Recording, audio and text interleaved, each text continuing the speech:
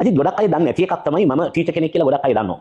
හැබැයි මම දන්න අජිත් පීපර්ලා කියන්නේ ඉතා විශිෂ්ට ගුරුවරයෙක්. ඔයාගේ ඉගෙන ගත්ත අය මට කියලා තියෙනවා මේ මොකද මමත් ඒ ශේෂ්ත්‍රයේ සිංහල විෂය උගන්වද්දී ඔයා ඉතාම දක්ෂ ගුරුවරයෙක් කියන එක අහලා තියෙනවා මම විශාල ප්‍රමාණයක් මට කියලා තියෙනවා.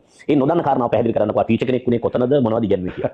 ඇත්තටම මම මේ උසස් පෙළ කරලා ඉන්න කාලේ මම කල්පනා කරා මේ සාමාන්‍ය ආදායමක් උපය ගන්න පොකට් මනි හොයා ගන්න ටියුෂන් කරනවා කියලා. මම රසායන විද්‍යාව ඒ වගේම ශුද්ධ ගණිතය ව්‍යවහාරික ගණිතය මුල් කාලේ ඉගෙනුවා.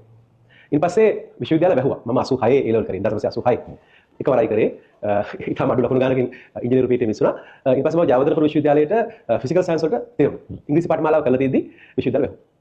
ඊට පස්සේ කරන්න දෙයක් නැතුව ඉන්නකොට මගේ මිතුරියක් මට දැනුම් දුන්නා මැක්ස් කරපු අයටත් යුනිවර්සිටි එකේ දැන් රෙජිස්ටර් වෙලා ඉන්න අයටත් නීති විද්‍යාලයට ඇතුළු වෙන්න පුළුවන් ක්‍රමයක් තියෙනවා. ඒ වගේ නීති විද්‍යාලය අරලා තියෙනවා. මම ලෝ එන්ට්‍රන්ස් කරා. පළවෙනි වරම පාස් වුණා. නීති විද්‍යාලයට ගියා.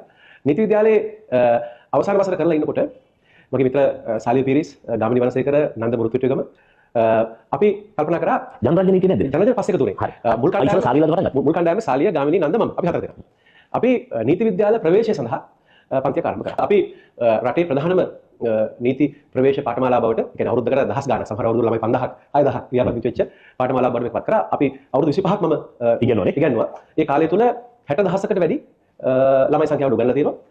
මගේ තක්සේරුව දැනට නීතිඥ වෘත්තියේ ඉන්න නීතිඥවරුන් සහ වරියන් අතරින් අඩු ගානේ 8000ක් 9000ක් කියන්නේ සම්පූර්ණ සංඛ්‍යාවෙන් 140ක් විතර මම දවසක් හරි උගන්වලා තියෙනවා. ඒක තමයි මම දැන් ගොඩක් අය නොදන්න කාරණා මට කියන්න ඕනේ. අජිත් උගන්වන්න නැවතුනේ කොයි කාලෙද? මම ඇමතිවරයෙකුත් වෙලා 2017ට අවුරුදු 25ක් පිරුණා.